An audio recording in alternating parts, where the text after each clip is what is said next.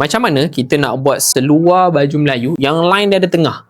Sebenarnya teknik ni bukan seluar baju Melayu je. Seluar slack kena ada. Seluar jeans sebenarnya ada tapi kita tak buat lah. Jadi ginjal pula kalau kita buat line dekat seluar tu. So cara buat dia, jom. Ini seluar depan, dia ada dad tau. Tapi kalau tak ada dad pun formulanya lebih kurang je. Kalau ada dad, anda kena iron dulu. Iron, pastikan basi menghala ke bahagian cawat. Bahagian sisi seluar ada poket. So, kita kena tampal gam sikit. Dia gam yang paling nipis supaya bibir poket tu dia jadi firm bila dipakai. Untuk video jahit poket, mungkin saya nak buat live. Anda nak tengok ke? Kalau nak tengok, cuba komen nak.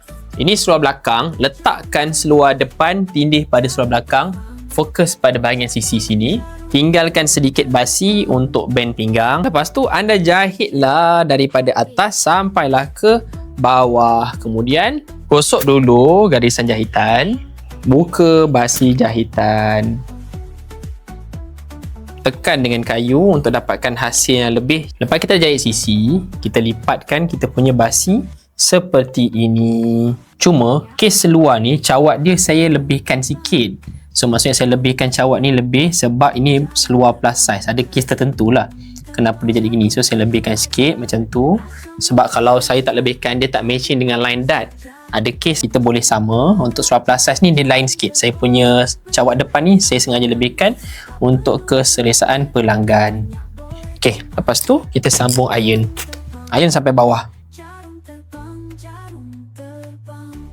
Lepas tu kita tengok balik dad kita. Dia make sure bila kita lipat tu dia link dengan dad.